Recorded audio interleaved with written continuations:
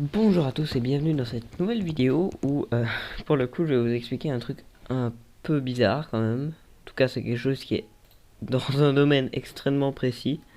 Donc cette chose c'est comment ouvrir un fichier rare pour avoir en quelque sorte la source de ce fichier pour pouvoir décompiler les fichiers .class de Java. Alors oui c'est très précis.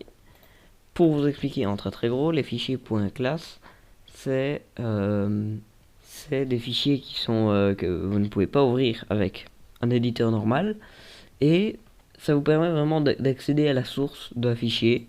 Donc c'est un peu un gage de sûreté vis-à-vis des fichiers Java. Donc c'est les fichiers qui terminent par jar en fait. Genre Optifine par exemple. Je vais ouvrir le logiciel qui s'appelle JDG8 et je vais ouvrir Optifine dedans. Alors juste à prendre Optifine ici, le mettre dedans. Et là, on a tout le fichier en fait qui correspondent à ça. Donc là, vous pouvez vraiment vous amuser à regarder tout là-dedans. Et ici, vous avez le dossier Optifine dans lequel il y a plein de fichiers .class et dans lequel il y a le code des fichiers .class. Donc je trouve ça vraiment super intéressant. Genre, enfin moi j'aime bien ce genre de truc là où on peut accéder à la source et tout et voir à l'intérieur du code. Ça m'intéresse beaucoup.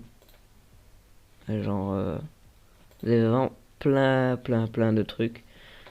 Donc, Optifine, à ma plus grosse surprise, n'est pas open source pour des mauvaises raisons. Mais parce que j'aurais cru qu'il serait open source puisque Forge l'est. Donc je comprends pas pourquoi Optifine ne le serait pas.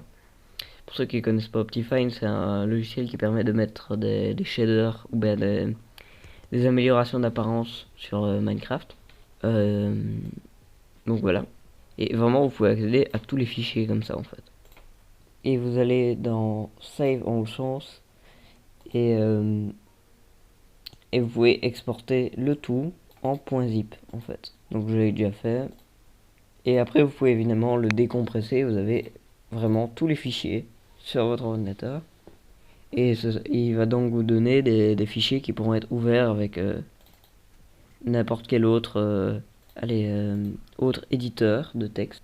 Alors si je vais ici, genre les fichiers sont transformés en .java et vous pouvez les ouvrir comme ça.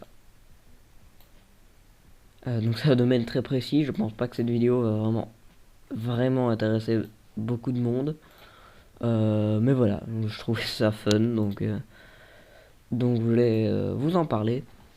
Des vidéos qui seront un peu plus avec un usage un peu plus général arriveront dans le futur. Sur ce, bah bonne journée et je vais pas vous dire à demain parce que je ne sais pas tenir mes promesses à ce niveau-là. Mais à la prochaine sur cette chaîne. Salut!